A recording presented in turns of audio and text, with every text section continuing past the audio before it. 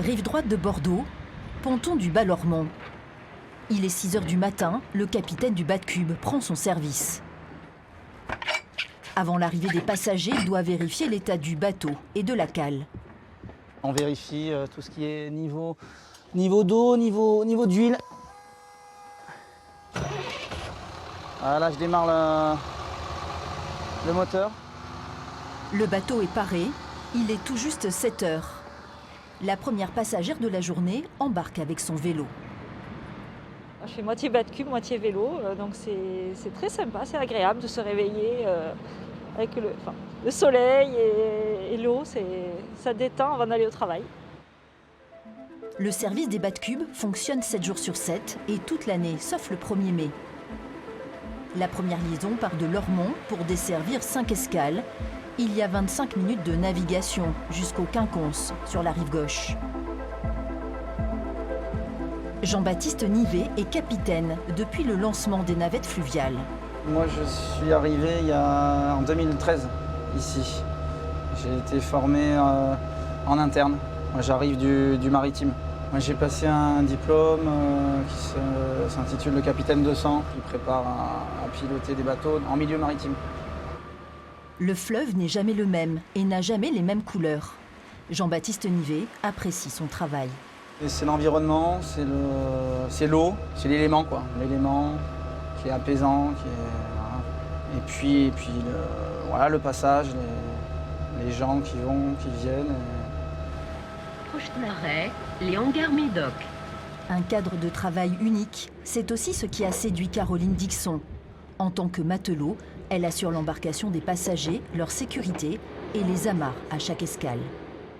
Moi, ça m'a toujours intriguée en fait depuis que je suis arrivée à Bordeaux.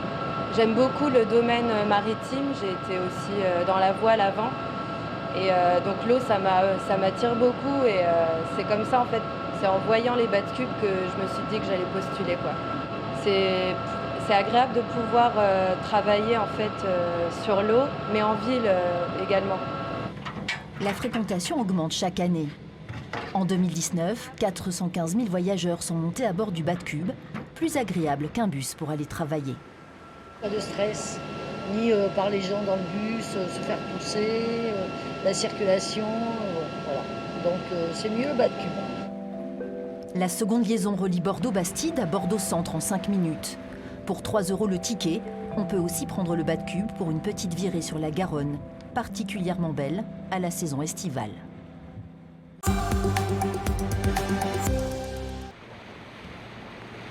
Vous avez peut-être déjà vu passer ce bateau sous le pont de Pierre.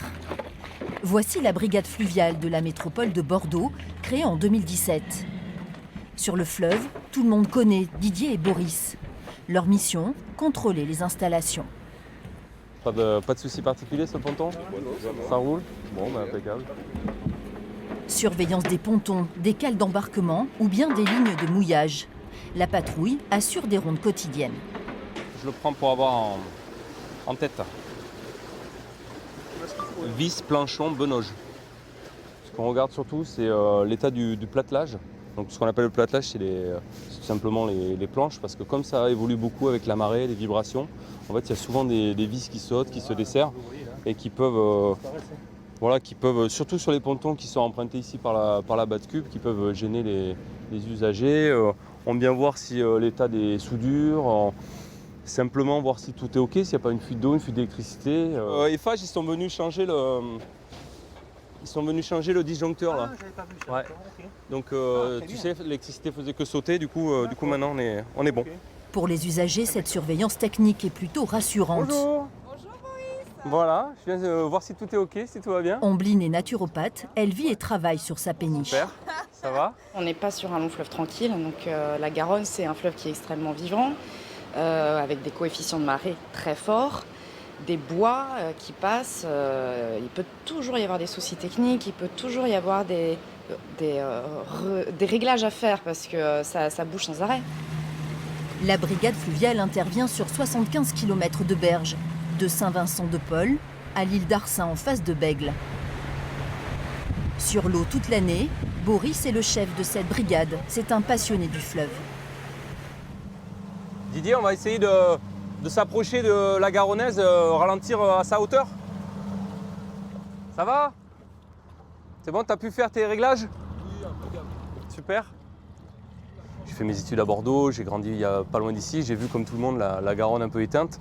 Et je viens d'une famille de navigants avec un grand-père qui était commandant de bord. Et voilà, de voir le fleuve se réanimer, les bateaux qui reviennent, des pontons qui arrivent. Au-delà de tout ce qu'on fait au quotidien, c'est vraiment participer à ça. Je pense que la plus grande joie, c'est celle-là. L'assistance aux plaisanciers fait aussi partie de leur mission. Ce matin-là, il a fallu dépanner un voilier irlandais au port de Bègle. Il y a un petit problème sur le moteur et il manquait une pièce, une espèce de joint métallique, donc on l'a aidé, on l'a emmené voir un fournisseur pour le dépanner. Donc je crois que c'est bon, vous attendez, voilà. Oui, c'est parfait. La brigade fluviale intervient également lors des grands événements, comme la fête du fleuve ou le feu d'artifice du 14 juillet. Incontournable, c'est un peu la gardienne de la Garonne sur sa partie métropolitaine.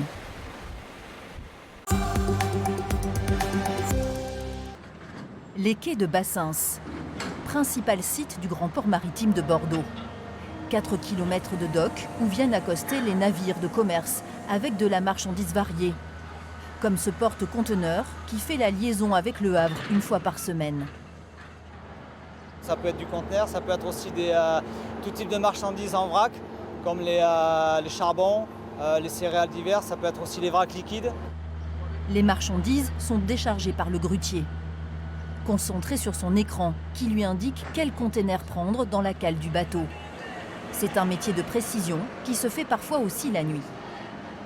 Ils sont guidés par un chef de palan, docker, qui est sur le bateau, qui ont des séquences de chargement-déchargement déjà programmées dans les bureaux. Et donc ils sont guidés par radio, ils communiquent et ils leur font signe pour savoir quel conteneur prendre et décharger. Après tout se passe à terre, les dockers organisent après le rangement des conteneurs où ils amènent ceux qu'il faut expédier. Les dockers assurent la manutention avec ces véhicules qui fourmillent sur le quai. C'est un conteneur frigorifique et il pèse 12 tonnes. Leur métier a beaucoup évolué depuis les années 1960, quand ils chargeaient et déchargeaient les marchandises manuellement ou sur leur dos.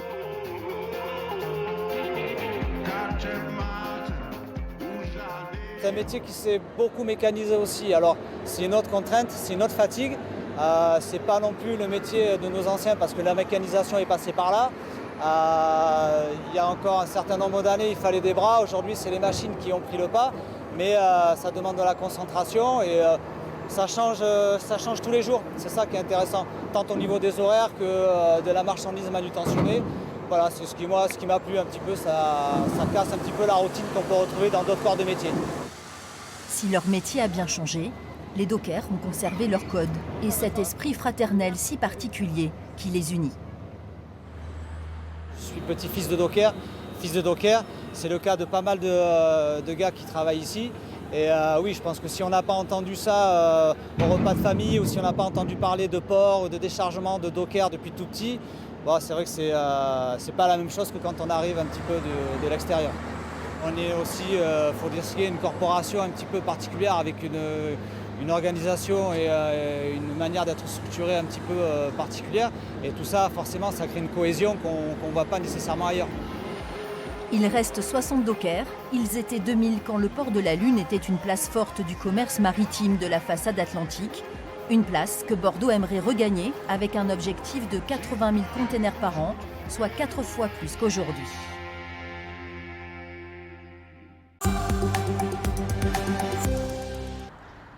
Situé derrière la Cité du Vin, le slipway de Bacalan est l'une des plus anciennes infrastructures du grand port maritime de Bordeaux. Le slipway, c'est cette structure en acier de 60 mètres de long, 12 mètres de large, construite dans les années 50, qui fonctionne comme un grand ascenseur à bateau. On va venir faire rouler en fait donc le slipway jusque dans la Garonne. On va avancer de 20 à 30 mètres au niveau de la Garonne pour descendre sous les bateaux. On vient positionner le bateau, on l'amarre et en fait on va le remonter. Il va venir se poser sur des chariots qui ont été conçus aussi au port de Bordeaux. Le slipway est utilisé pour toutes sortes de navires afin de les mettre au sec et les réparer. Les yachts qui sont construits par les chantiers navals CNB sur la rive droite viennent ici en finition également. On va pouvoir monter donc des voiliers, des péniches, répondre à la demande sur le fleuve mais aussi mondial. On va retrouver des catamarans aussi, les bateaux cubes, toutes les barges de travail et donc les bateaux qui travaillent sur le fleuve, les croisiéristes. Donc on a une belle activité. Ça va ? Est-ce qu'au niveau du rechargement, tu as besoin que le soudeur revienne recharger un peu plus ? Victime de la corrosion, la structure de type Eiffel est en rénovation pour 2 mois. Ce sont les équipes de maintenance du port de Bordeaux qui interviennent avec différents corps de métier. Vous avez des chaudronniers, des soudeurs, vous avez des tourneurs, des mécanos qui vont travailler sur ce chantier, ainsi que l'atelier charpente aussi et l'électricité qui vont nous apporter tout ce qui va être énergie, électricité et le reste. Ça va donc de la réflexion du slipway jusqu'aux grues, les réparations des bateaux, des dragues qui circulent aussi le long de l'estuaire où on va faire des entretiens aussi réguliers dessus. Dans les ateliers de Bacalan, les équipes fabriquent des passerelles pour les croisiéristes ou des arbres à moteur de péniche. Certaines machines sont anciennes, tout comme l'activité du port de Bordeaux, fier d'avoir conservé un savoir-faire naval. Tout au long des années et tout au long des siècles, en fait, le port de Bordeaux s'est adapté et a amélioré ses outils de manière à pouvoir répondre tout simplement à la demande du fleuve. 150 personnes travaillent sur le site de Bacalan, pôle d'excellence en maintenance et réparation maritime. Avec un slipway rénové, le port de Bordeaux espère élargir son offre.